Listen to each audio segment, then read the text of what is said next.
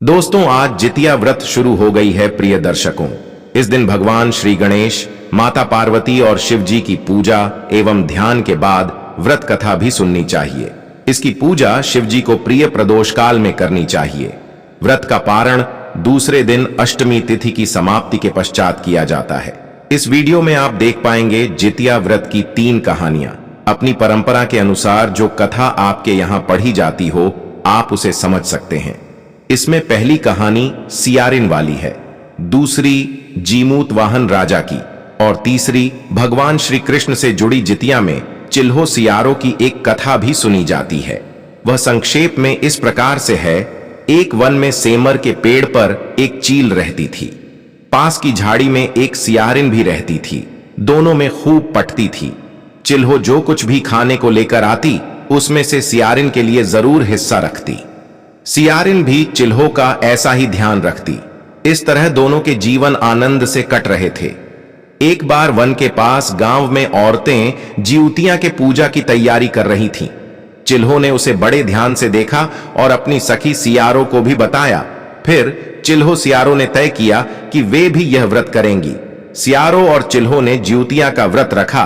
बड़ी निष्ठा और लगन से दोनों दिन भर भूखे प्यासे मंगल कामना व्रत करने लगी।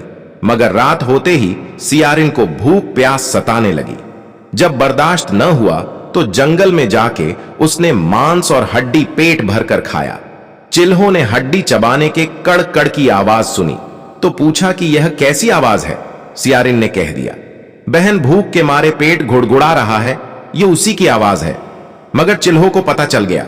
उसने सियारिन को खूब लताड़ा कि जब व्रत नहीं हो सकता तो संकल्प क्यों लिया था। सियारिन लजा गई, पर व्रत भंग हो चुका था।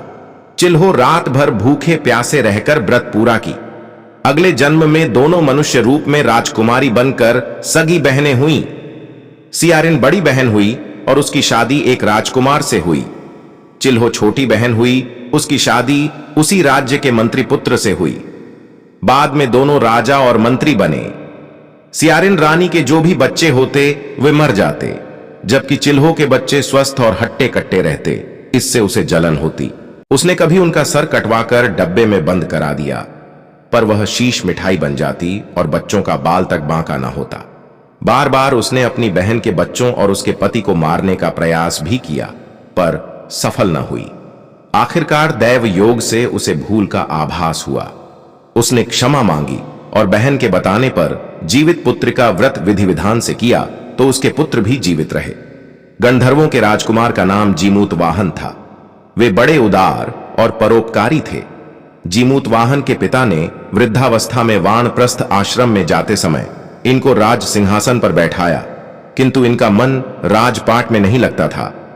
वह राज्य का भार अपने भाइयों पर छोड़कर स्वयं वन में पिता की सेवा करने चले गए। वन में ही जीमूत वाहन को मलयवती नामक राजकन्या से भेंट हुई और दोनों में प्रेम हो गया। एक दिन जब वन में भ्रमण करते हुए जीमूत वाहन काफी आगे चले गए, तब उन्हें एक वृद्धा विलाप करते हुए दिखी।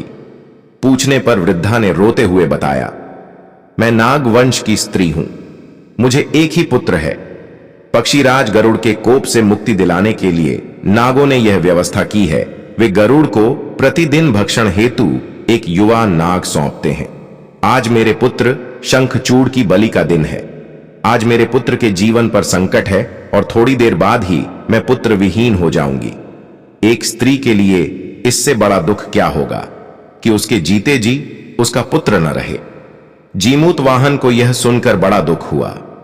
उन्होंने उस वृद्धा को आश्वस्त करते हुए कहा, डरो मत, मैं तुम्हारे पुत्र के प्राणों की रक्षा करूंगा।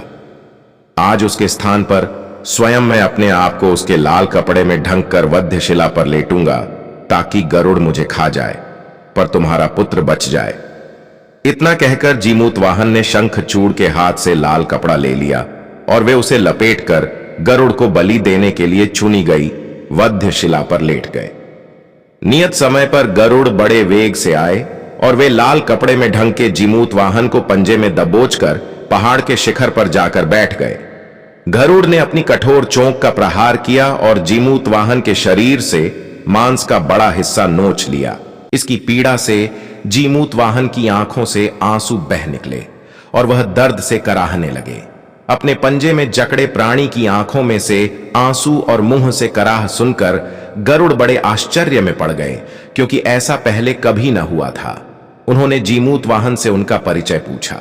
जीमूत वाहन ने सारा किस्सा कह सुनाया कि कैसे एक स्त्री के पुत्र की रक्षा के लिए वह अपने प्राण देने आए हैं। आप मुझे खाकर भूख शांत करें। गरुड़ उनकी बहादुरी और दूसरे की प्राण रक्षा के लिए स्वयं का बलिदान देने की हिम्मत से बहुत प्रभावित हुए। उन्हें स्वयं पर पछतावा होने लगा। वह सोचने लगे कि एक यह मनुष्य है जो दूसरे के पुत्र की रक्षा के लिए स्वयं की बलि दे रहा है, और एक मैं हूं जो देवों के संरक्षण में हूं किंतु दूसरों की संतान की बलि ले रहा हूं। उन्होंने जीमूत वाहन को मुक्त कर दिया। गरुड़ ने कहा, हे उत्तम मनुष्य, में तुम्हारी भावना और त्याग से बहुत प्रसन्न हूं। मैंने तुम्हारे शरीर पर जो घाव किए हैं उसे ठीक कर देता हूं। तुम अपनी प्रसन्नता के लिए मुझसे कोई वरदान मांग लो। राजा जीमूत वाहन ने कहा कि हे पक्षीराज, आप तो सर्वसमर्थ हैं। यदि आप प्रसन्न हैं और वरदान देना चाहते हैं तो आप सर्पों को अपना आहार बनाना छोड़ दें। आपने अब तक जितने भी प्राण लिए हैं उन्हें जीवन प्रदान करें। गरुड़ ने सबको जीवन दान दे दिया और नागों की बलि न लेने का वरदान भी दिया। इस प्रकार जीमूत वाहन के साहस से नाग जाति की रक्षा हुई। गरुड़ ने कहा, तुम्हारी जैसी इच्छा वैसा ही होगा। हे राजा, जो स्त्री तुम्हारे इस बलिदान की कथा सुनेगी और विधिपूर्वक व्रत का पालन करेगी, उसकी संतान मृत्यु के मुख से भी निकल आएगी। तब से ही पुत्र की रक्षा हेतु जीमूत वाहन की पूजा की प्रथा शुरू हो गई। यह कथा कैलाश पर्वत पर भगवान शंकर ने माता पार्वती को सुनाई थी। महाभारत युद्ध में पिता की मृत्यु के बाद अश्वत्थामा बहुत क्रोधित था। वह पिता की मृत्यु का बदला लेने के लिए पांडवों के शिविर गया और उसने 5 लोगों की हत्या कर दी। उसे लगा कि उसने पांडवों को मार दिया, लेकिन पांडव जिंदा थे।